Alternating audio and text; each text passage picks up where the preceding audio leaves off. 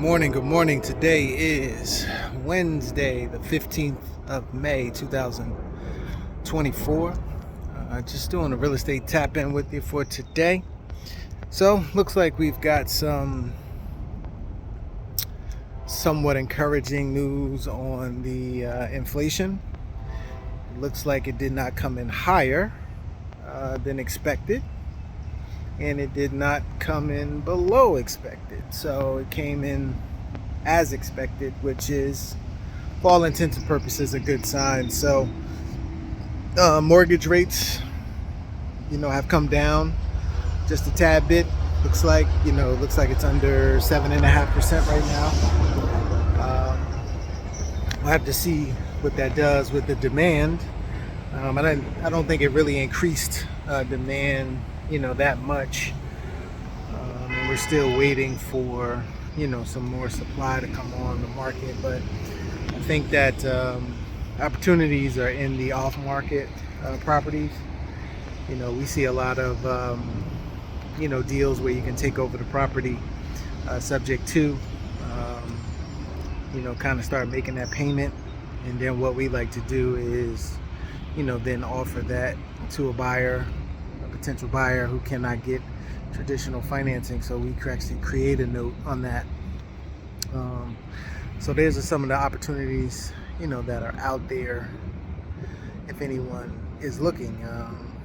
Depending on if you're a buyer or if you're a seller, you could look at the option of, like I said, creating a note on your property and offering financing to a potential buyer, as opposed to renting it.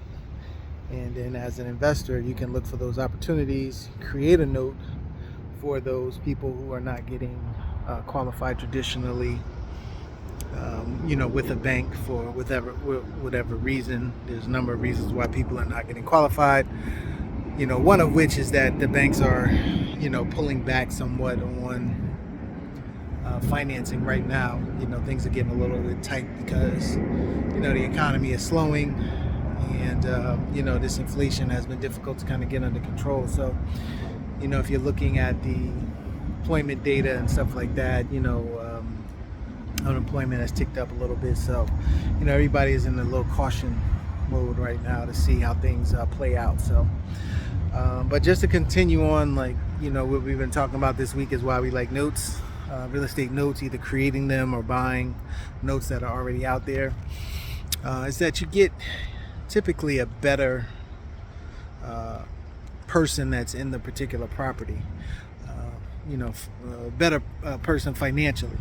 When you create a note, a lot of times, if it's created correctly, the person is putting down anywhere between 8 to 20%. This is not like FHA.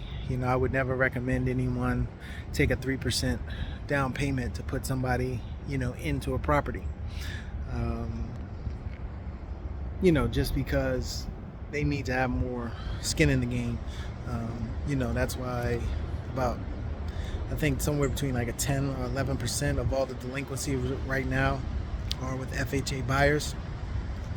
A lot of times they don't have enough skin in the game, and they can just walk away from a property if something happens in their life. But if you have someone that has put down 10, 15, sometimes 20% or more, the likelihood of them walking away from that particular property is a lot less than somebody who may have put down $3,000-$5,000, something like that. They could have had a seller's concession or something like that to kind of help them with their 3% down. For them to walk away is a lot easier. But someone that has a 20% equity stake in a property, they're most likely not gonna just walk away. If they have to, they'll usually try to work with you, as the lender, as the person that owes the note, to kind of figure out how to get them through a certain particular time in their life where maybe something happened, because life happens to everybody. But you may not necessarily have to foreclose on the property. There's other things that you can do in the meantime. So that's another reason.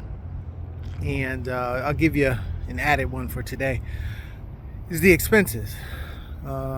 When you are a landlord or somebody that's dealing in rental types of either single family rentals or multifamily, you have expenses on that particular property, and they're not always the same.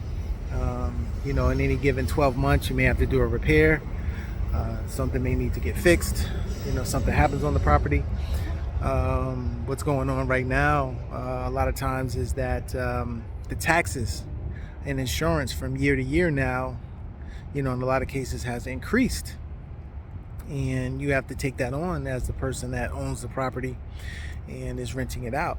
So that could definitely change your cash flow. But when you're on the note side of it, if you created a note, that's for the homeowner to deal with. Those increases in any types of taxes or insurance, they have to absorb that price. And again, if that goes up considerably and it becomes an issue, there are things as the note holder that you can do to make sure to protect your investment.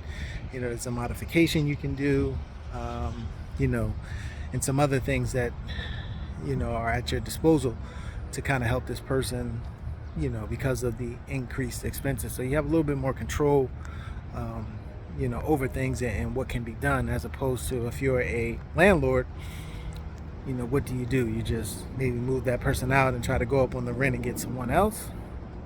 If you're able to do that, that's possible, but that's still an expense that you have to take on,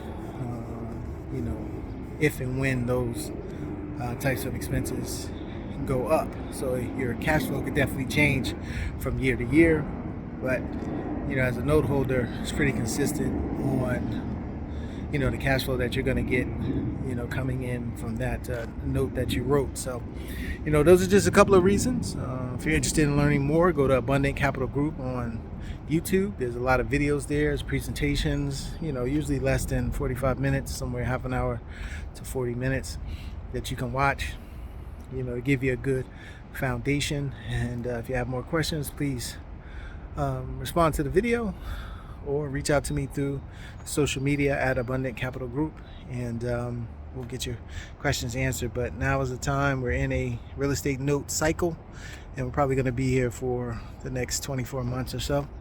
So you want to take advantage of these opportunities, especially to stay with or beat inflation. And a lot of times we can beat inflation with the returns that we're able to get. So all right, talk to you soon. Have a great one.